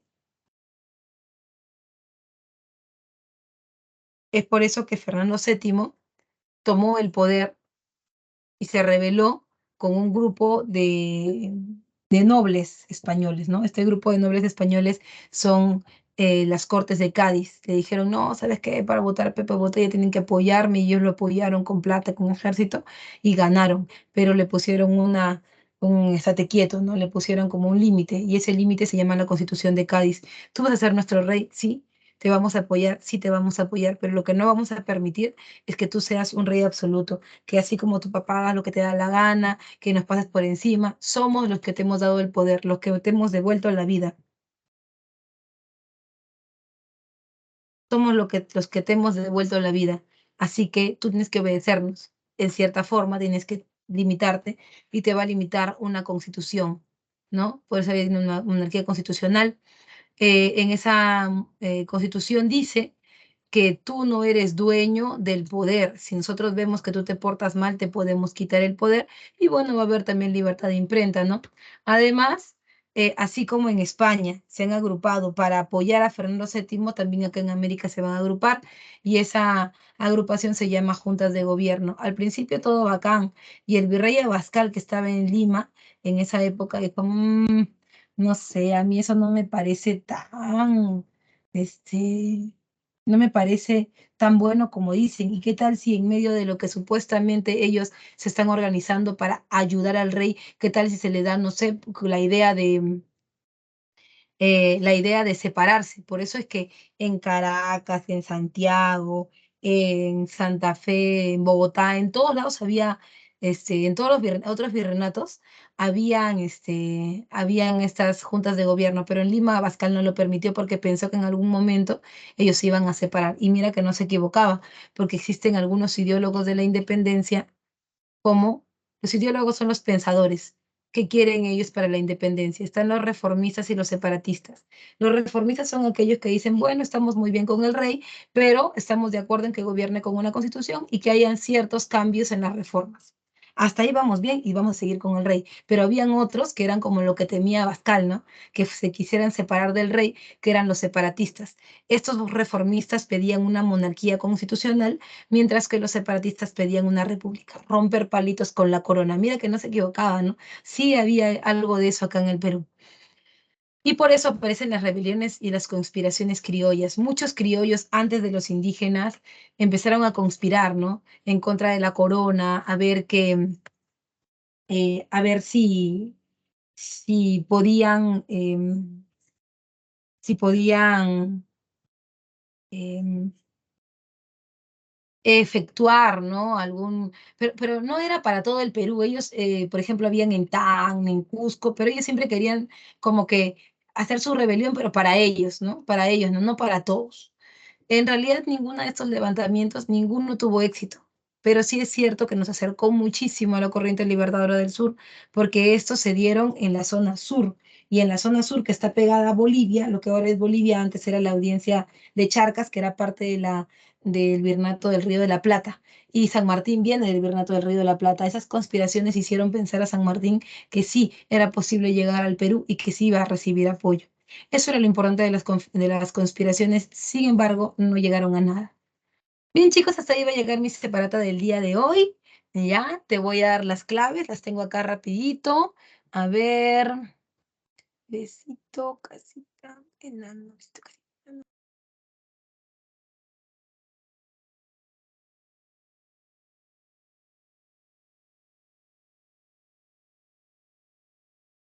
Y dedito.